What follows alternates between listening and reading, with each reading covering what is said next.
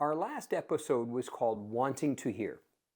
And we addressed that issue that we all have at different times in our life, those moments when we're genuinely looking to God for direction, for clarification, for confirmation, those moments when we really want to hear from Him, when we're looking for Him to speak. And we looked at Abraham, that original friend of God, and the moment when he was able with God to address his deepest desire and how God responded to that. But for you and I, the reality of walking things out is easier said than done. So we're doing a follow-up now on the steps that lead to greater revelation. As we saw in that episode, to us it seems entirely reasonable that God would not only show us, but He would make it absolutely clear. But what we saw in Abraham's life is as Abraham was faithful, and we'll see more about that in a moment, as he was faithful, then he got the answer that he was looking for. Now, that wasn't the fulfillment, as we know, and the fulfillment would come later. But what we did see, and something for us to imitate in Abraham's life, is everything that he knew to do, everything that he knew God asked him to do, he did, no matter how uncomfortable it was. And is that one of the reasons why Abraham is a friend of God? I would think so, that literally everything God asked him to do, he did it. God said, leave everything you know to follow me to a place I will show you later. And even later on, when he did fulfill that promise and he had Isaac, God said, okay, I want you to sacrifice this. And what we see with Abraham is he never questioned. He never said, why, God? He never said, are you sure? But he literally always responded. And I think the sacrificing Isaac is a great example, because what did he do? Early the next morning, he got up. It's a 3-day journey. And what does he do? He doesn't hesitate. He gets up early the next morning and they begin this journey. And one of the things we see from Abraham is he was genuine in that desire, but we also see this absolute trust in God. Why? What does he say to the servants about Isaac? We're going up to sacrifice and we will come back. And Hebrews tells us in the New Testament that he reckoned that even if God had to raise him from the dead, it would happen. God, you promised. In other words, he didn't know what God was going to do, but he knew God promised and he was going to respond. So that really brings us to this fundamental principle. See, we are told when we're faithful in the little things, then God brings us into greater. He puts us in charge, however you want to apply it. And that principle about faithful in the little things, to me, that is as fundamental as gravity. It applies, as far as I can tell, that applies to every area of our life. And so when we are looking for more from God in any area, first thing we need to do is, now, first off, let me back up and say, it's okay to ask. We don't have to wait.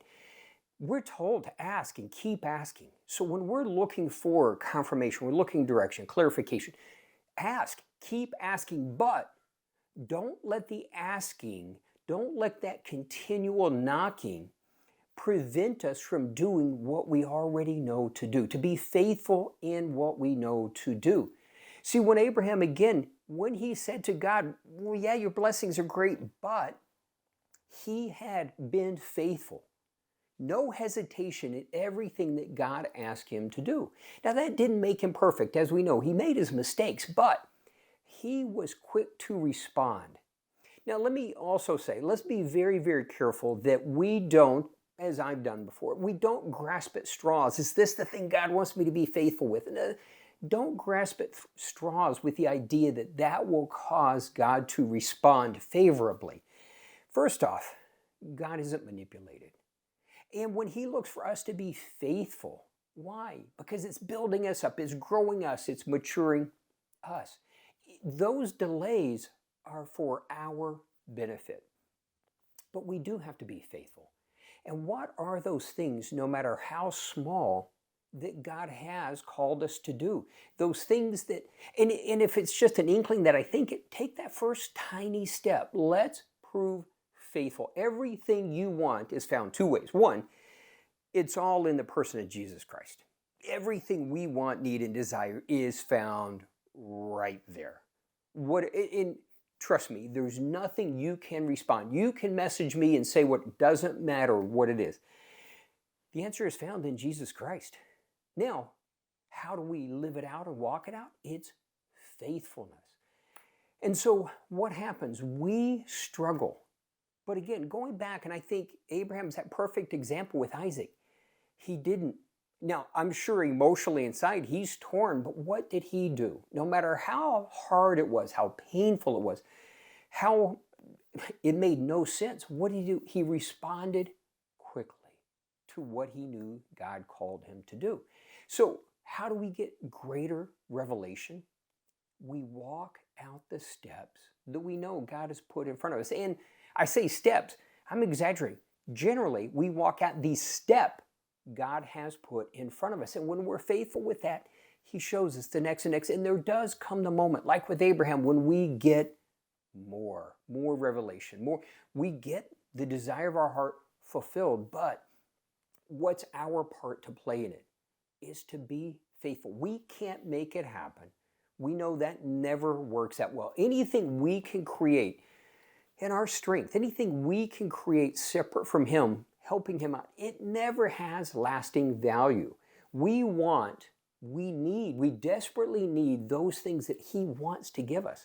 And we receive them, including direction, by being faithful. But we also need to be careful that when we get direction, we don't pull a Randy. And you'll see what I mean. Lot. God sends angels to save Lot and his family, and they pull them out, and they tell him, okay, go to the mountains so you're safe. And Lot pulled a Randy. And what's a Randy? That's when we try to negotiate God. When we negotiate with God and we say, oh, are you sure? Or, oh, isn't there another option? I don't know about you, I've done that. And Lot does that. And so what do? They say, go to the mountains. But Lot comes back and he's like, oh, yeah, you've been kind. You've saved me. Yes, you've shown me mercy. But I'm afraid of what might happen in the mountains. Can I just go to this little village over here? It's a little one, and it's just right over there. Now, the angels agree. But what's interesting in that story is, what do you find? He lives in that village for a season, and he leaves. Why? Because he becomes afraid in the village. And where does he wind up? He winds up in the mountains, where he was told to go in the first place.